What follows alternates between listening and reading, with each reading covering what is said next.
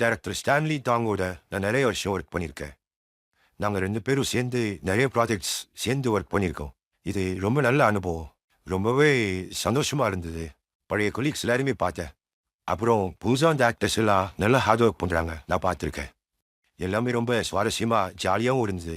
மொத்த ப்ராசஸுமே எனக்கு புடிச்சிருக்குன்னு தான் சொல்லணும். இத்தனை வருஷ அனுபவத்துல பார்த்தீங்கன்னா, இந்தியா மட்டும் இல்ல, உலகத்துல இருக்க ஒவ்வொரு மூலை முடுக்கு எந்த இடத்துல பார்த்தீங்கன்னாலும் சரி, இந்தியன் ஃபேன்ஸ் என் மனசை தொட்டிருக்காங்கன்னு தான் சொல்லணும். அதை என்னால மறக்கவே முடியாது.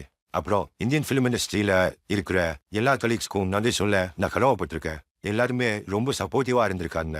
ஸோ இந்தியன் ஃபேன்ஸ் எல்லாருக்கும் நன்றி சொல்லிக்கிறேன். இந்த தடவை இந்த ஐடியாவை படத்தோட டேரக்டர் தான் சொன்னாரு. ஸோ பொதுவாக பார்த்தீங்கன்னா, நான் எப்பவுமே டேரக்டர்ஸோடைய கிரியேட்டிவ் ஐடியாஸ் அண்ட் சஜஷன்ஸ்க்கு கோஆப்ரேட் பண்ணுறது வழக்கம். அப்புறம் அதோட ரிசல்ட்ஸ் பற்றி கேட்டிங்கன்னா, ஆடியன்ஸ் தான் ஜட்ஜ் பண்ணி சொல்லணும். டெக்னாலஜியோட டெவலப்மெண்ட் தவிர்க்க முடியாதா மாறிடுச்சு. இன்னைக்கு அதுதான் ட்ரெண்டில் இருக்குன்றது நம்ம எல்லாருக்குமே தெரியும். முக்கியமாக சொல்கிறோன்னா, அது ஃபிலிம் இண்டஸ்ட்ரியில் தவிர்க்க முடியாதாயிடுச்சு. ஃபிலிம் இண்டஸ்ட்ரியோட மற்ற செக்டருக்கும் அது யூஸ்ஃபுல்லாக இருக்குது. அப்புறம் அது ரொம்பவே காம்ப்ளெக்ஸ் ஆனது. ஃபிலிம் ஃபீல்டை பொறுத்த வரைக்கும் அதை கிரியேட்டர்ஸ் அதை உதிசொல்லத்தனமாக யூஸ் பண்ணணும். அதை ஒரு ஆயுதமாக மாற்றி கடமை காலங்களில் நம்மளால் அச்சீவ் பண்ண முடியாத அச்சீவ் பண்ணுறதுக்கு அது ரொம்பவே உதவியாக இருக்குன்னு தான் தோணுது. அதை என்னோட அனுபவத்தில் சொல்கிறேன். நான் அதைத்தான் சொல்லுவேன்.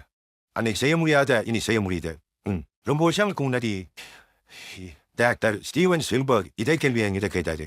ஒரு பர்சனல் மீட்டிங் டைமில் அது அந்த நேரத்தில் அவர் ஜுராசிக் பார்க், ஈடி அந்த மாதிரி படங்கள்லாம் பண்ணிட்டு இருந்த சமயம் அதோட ஸ்பெஷல் எஃபெக்ட்ஸ் பார்த்து நான் இம்ப்ரூவ் ஆகிட்டேன். அப்புறம் நான் அவரை பார்த்து கேட்டேன், இதெல்லாம் எப்படி பண்ணுறீங்கன்னு கேட்டேன். அதுக்கு அவர் ரொம்ப சிம்பிள்னாரு. நான் கம்ப்யூட்டர் முன்னாடி இருப்பேன், ஃபுட்டேஜை பார்ப்பேன், இதை கிளிக் பண்ணுவேன், அதை கிளிக் பண்ணுவேன், அவ்வளோதான். மற்ற விஷயங்கள் எல்லாம் என்னோட இந்த கம்ப்யூட்டர் பார்த்துக்கோன்னு சொன்னார். அதுக்கப்புறம் அவர் என்னை பார்த்து கேட்டார், எப்படி இந்த மாதிரி டேஞ்சரஸ் ஸ்டன்ஸ் பண்ணுறீங்கன்னு. அதுக்கு நான் சொன்னேன், அது கூட ரொம்ப சிம்பிள் தான் சொன்னேன். அதாவது ரோல், ஆக்ஷன், ஜம்ப், ஹாஸ்பிட்டல். ஆமாம், அதாவது ஒரு டைரக்டரோட நீண்ட காலத்துக்கு சேர்ந்து வேலை செய்யும் போது அந்த கொலாபரேஷன் ரொம்ப முக்கியமானது. ஒரு ஆக்டருக்கும் டைரக்டருக்கும் உள்ள பரஸ்பர நம்பிக்கை அதோட ரொம்ப முக்கியமானது. நாங்கள் சேர்ந்து நிறைய வருஷங்கள் நிறைய ப்ராஜெக்ட்ஸ் பண்ணியிருக்கோம்.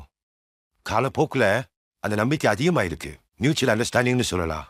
எங்கள் ஃப்ரெண்ட்ஷிப்பை பற்றி பெய்ஜிங் ஸ்லாங்கில் அயன் படிஸ்னு சொல்லலாம். ஒரே வார்த்தையில் சொல்லணும்னா அந்த படம் மித். அப்புறம் அது குங்ஃபு யோகா.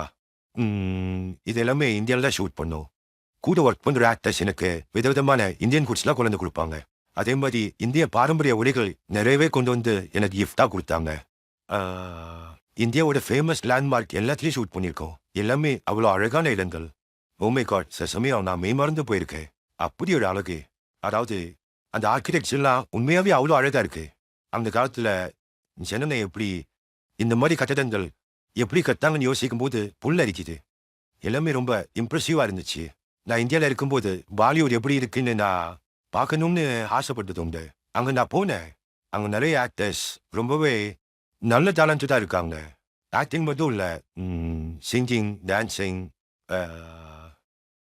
அப்புறம் ரொம்பவே ப்ரொஃபஷனலாக இருக்காங்க. ஒட்டுமொத்த டீமும் ரொம்ப நல்லா சப்போர்ட் பண்ணாங்க. லோக்கல் கவர்மெண்ட் கூட ஷூட்டிங்க்கு ரொம்ப ஹெல்ப் பண்ணாங்க.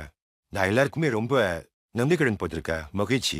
எதிர்காலத்தில் மறுபடியும் எப்பயாவது நல்ல டேலண்டடான இந்தியன் டேரக்டர்ஸ் அண்ட் ஆக்டர்ஸோட சேர்ந்து ஒர்க் பண்ணணும்னு ரொம்ப ஆசைப்படுறேன். ரொம்ப மகிழ்ச்சியாக இருக்கு. எல்லாருக்கும் என்னோட நன்றி. மறுபிறவின்னு ஒன்று உண்மையாகவே இருந்துச்சுன்னா அப்போ நான் ஃப்யூச்சருக்கு போயிட்டு அதாவது சூப்பர்மேன் ஆகணும். அன்பையும் அமைதியையும் உலகம் முழுக்க என்னால் பரப்ப முடியும். உலகம் முழுக்க இன்னைக்கு எல்லாம் தேவைப்படுது. என்னால் டக்குன்னு பறந்து போய் சுலபமாக ஜனங்களுக்கு ஹெல்ப் பண்ண முடியும். எல்லாரும் ஆசைப்படுற முக்கியமான விஷயம் என்னன்னா உலக அமைதி தான். இந்த கேட்டீங்கன்னா ஒரே வார்த்தையில் சூப்பர்மேன். அதை பார்த்தீங்கன்னா ரொம்ப பெரிய கதை, அ லாங் ஸ்டோரி. அதை பார்த்தீங்கன்னா நான் ஏற்கனவே என்னோட ஆட்டோபயோகிராஃபியை சைனாவில் பப்ளிஷ் பண்ணிட்டேன். அது கிட்டத்தட்ட பார்த்தீங்கன்னா 10 வெவ்வேறு மொழிகளில் மொழி மாற்றம் பண்ணியிருக்காங்க.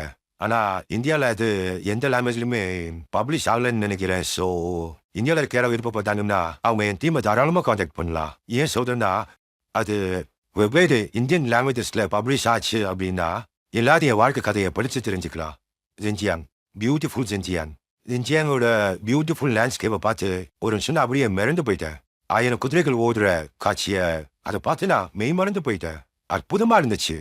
பல வருஷம் சினிமா துறையில இருந்த எனக்கே அது ஒரு விசித்திரமான காட்சியா இருந்துச்சு. 1000 குதிரைகள் வச்சு நாங்கள் ஷூட் பண்ணோம். பார்த்தீங்கன்னா அதன் மூலமா நாங்கள் கின்னஸ் வேர்ல்டு ரெக்கார்ட் பண்ணியிருக்கோம். நான் உங்க எல்லாரையும் ஃபிலிம்காகவும் ட்ராவல் பண்ணுறதுக்காகவும் கண்டிப்பா ஜென்சியாங்க்கு வரணும்னு நான் கேட்டுக்கிறேன். நீங்க கண்டிப்பா வரணும், என்ஜாய் பண்ணுங்க. அப்படி நீங்க வரும்போது எனக்கு முக்கியமா தெரியப்படுத்துங்க. ஃபிலிம் பியூரோவை இன்ட்ரோடியூஸ் பண்றேன். உங்களுக்கு தேவையான எல்லா வசதியும் அவங்களே செஞ்சு கொடுத்துருவாங்க. பிரமிக்க வைக்கும் சைனா அழகை பார்த்து வியந்து போயிடுவீங்க. என்னோட லெஜெண்டரி மூவி கூடிய சீக்கிரமே இந்தியாவில் பெரிய லெவலில் ரிலீஸ் ஆக போகுது. ஸோ என்னோட ரசிகர்கள் எல்லாருமே தேட்டருக்கு போய் கண்டிப்பா என்னோட படத்தை பாருங்க. ஜாலியா என்ஜாய் பண்ணுங்க. நீங்க ரொம்ப சந்தோஷப்படுவீங்க.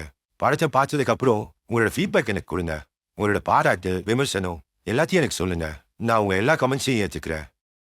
உங்களுடைய இந்த பாராட்டும் விமர்சனமும் தான் என்னை அடுத்த லெவலுக்கு கொண்டு போயிட்டு இருக்கு.